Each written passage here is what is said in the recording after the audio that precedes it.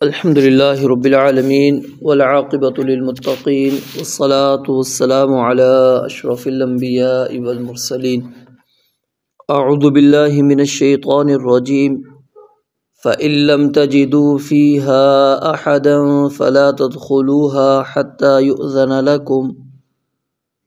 فإن لم تجدوا فيها پس اگر تم نہ پاؤ ان میں یعنی ان گھروں میں احدن کسی ایک کو بھی فلا تدخلوها پس تم داخل مت ہو ان گھروں میں حتی یؤذن لکم یہاں تک کہ تمہیں اجازت دی جائے.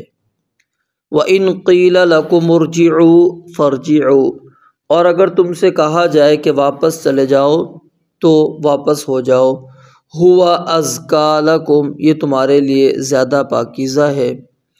واللہ بما تعملون علیم اور اللہ تعالیٰ جو کچھ تم کرتے ہو اس سے خوب جاننے والا ہے. اس آیت کے اندر اللہ رب العالمین نے استئذان کا مسئلہ، گھروں میں داخلے کا مسئلہ مزید واضح بیان فرمایا ہے.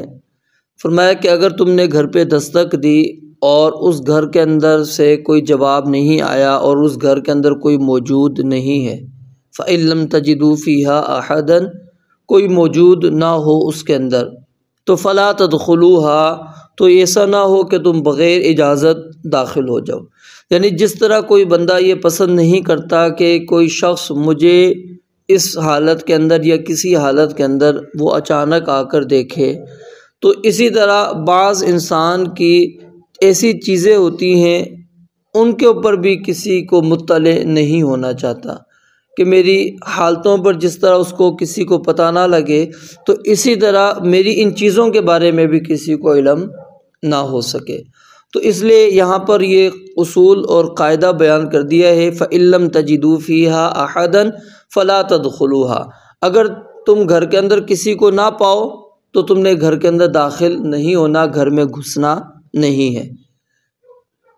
ہاں ایک صورت یہ ہے کہ اگر اس نے تمہیں اجازت دے رکھی ہو کہ جی میں جب گھر میں نہ بھی ہوں آپ آ سکتے ہیں، کوئی مسئلہ نہیں ہے. اس کی اجازت کی صورتیں ہوتی ہیں، یا تو وہ زبان سے کہہ دیتا ہے یا پھر وہ اس نے گھر کی آپ کو چابی ہی دے دی ہے کہ میری عدم موجودگی کے اندر مطلب کیا ہے کہ چابی دینے کا کہ عدم موجودگی میں آپ استعمال اس گھر کو کر سکتے ہیں، آ سکتے ہیں. تو اگر اس طرح کی اجازت ہو تو پھر گھر میں اگر کوئی بھی نہیں ہے تو پھر وہ جا سکتا ہے. لیکن اگر اجازت نہیں ہے اور گھر میں کوئی موجود بھی نہیں تو آپ کسی بھی طرح اس گھر کے اندر داخل نہیں ہو سکتے. اگر آپ داخل ہوں گے بلا اجازت تو ممکن ہے آپ کے اوپر پھر کچھ الزامات لگ جائیں. وہ چوری کا الزام بھی لگ سکتا ہے، آپ کے اوپر خیانت کا الزام بھی لگ سکتا ہے، بہتان بھی لگ سکتے ہیں، یعنی امکانات موجود ہیں. اس لیے اللہ رب العالمین فرماتے ہیں تو فلا تدخلوها تم نے داخل نہیں ہونا. تو یہ صرف عام بندوں کے لیے نہیں ہے جو ہمارے ہاں چلتا ہے جی کسی کے گھر پہ اگر مثال کسی نے چھاپا مارنا یا کہ وہ شب خون مار کے چلے جاتے ہیں جی رات کو آ کر چھاپا مار کے دیکھا گھر میں کوئی بھی نہیں، گھس گئے. نہیں، کسی کو بھی یہ اختیار نہیں ہے، کوئی بھی چاہے وہ کہے کہ جی ہمارے پاس حکومت ہے جو کچھ بھی ہم داخل ہو سکتے ہیں. اسلام اس اجازت نہیں دیتا، اس بات کی قطعاً اجازت نہیں کہ کسی کے گھر کے اندر کوئی بغیر اجازت داخل ہو سکے، کیونکہ گھر کا مالک وہی ہوتا ہے، اس کے اختیارات وہاں پر اس کے ہوتے ہیں. وہ اپنے اختیارات کو استعمال کرتے جس کو چاہے اندر آنے دے، جس کو چاہے منع کر دے. اسلام کوئی اس کے اوپر پابندی نہیں لگاتا اور کوئی ایسا حق بھی نہیں رکھا اسلام نے کہ ہر ایک کو آپ نے لازمی طور پر اپنے گھر کے اندر آ کر گھسانا ہے. کوئی حق اسلام نے ایسا نہیں رکھا، اور نہ ہی ہمیں اس بارے میں ناراض ہونا چاہیے کہ اگر کوئی بندہ ہمیں اپنے گھر میں داخل نہیں ہونے دیتا تو ہم اس سے ناراض ہو جائیں کہ جی اس نے میری عزت نہیں کی، اس نے تو میری کوئی توقیر نہیں کی. کچھ بھی نہیں، یہ کوئی ایسا اسلام نے حق نہیں رکھا کہ جب بھی کوئی تمہارے دروازے پر آئے تو وہ تمہارے گھر کے اندر بھی داخل ہو. یہ کوئی ایسا اصول اسلامی نہیں ہے. ٹھیک ہے، یہ تو ہماری مروتیں ہیں، مطلب ہم اس کو بٹھا دیتے ہیں، چائے پانی وغیرہ یہ چیزیں کر لیتے ہیں، لیکن اسلام میں ایسی کوئی چیز باقاعدہ حقوق کے طور پر اللہ رب العالمین نے نہیں رکھی. فرمایا وَإِن حَتَّى يُؤْذَنَ لَكُمْ یہاں تک کہ تمہیں اجازت دی جائے. وَإِن قِيلَ لَكُمْ ارْجِعُوا اور اگر تمہیں کہہ دیا جائے کہ لوٹ جاؤ، واپس پلٹ جاؤ، فَارْجِعُوا تو تم نے واپس ہو جانا ہے.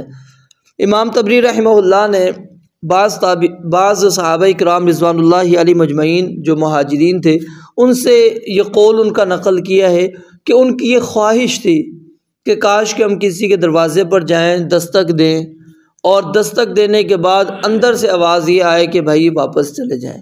وہ کہتے ہیں کم از کم ہمیں ایک دفعہ تو اس آیت کے اوپر عمل کا حکم، عمل کا موقع مل جاتا کہ کوئی بندہ ہمیں اندر سے کہتے تھا نہیں ابھی واپس جائیں، بعد میں آنا، کہ ہم ناراض نہیں ہوتے۔ مطلب کیا تھا کہ ہمارا اس آیت پر عمل ہو جاتا کہ وَإِن قِيلَ لَكُمُ ارْجِعُوا فَارْجِعُوا، کہ اس نے کہا واپس لوٹ جاؤ، میں بغیر کسی ناراضگی کے واپس لوٹ آتا، میں یہ کہتا کہ شکر اللہ تیرا، میں نے اس آیت کے اوپر بھی عمل کر لیا ہے کہ مجھے موقع ملا، میں نے اس کو بھی نہیں ٹھکرایا، میں کسی قسم کا اپنے دل کے اندر کوئی بغض، حسد کچھ بھی نہیں لے کر آتا، کوئی غصہ نہ ہوتا میرے دل کے اندر کہ کیوں اس نے مجھے واپس کیا، میں اس کے دروازے پر چل کر آیا ہوں۔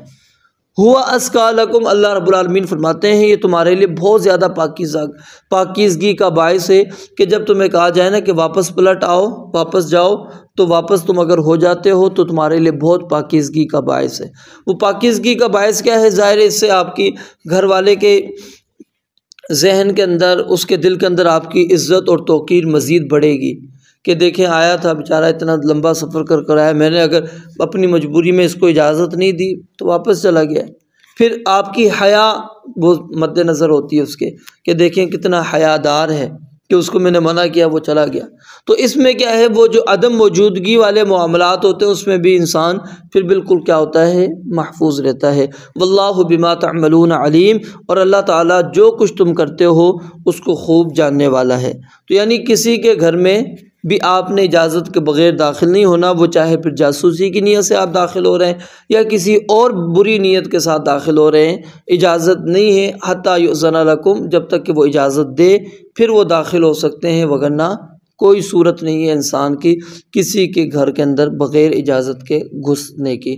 رب العالمین سے دعا ہے اللہ تعالیٰ سمجھنے عمل کرنے کی توفیق عطا فرمائے۔ وآخر دعوانا الحمدللہ رب العالمین۔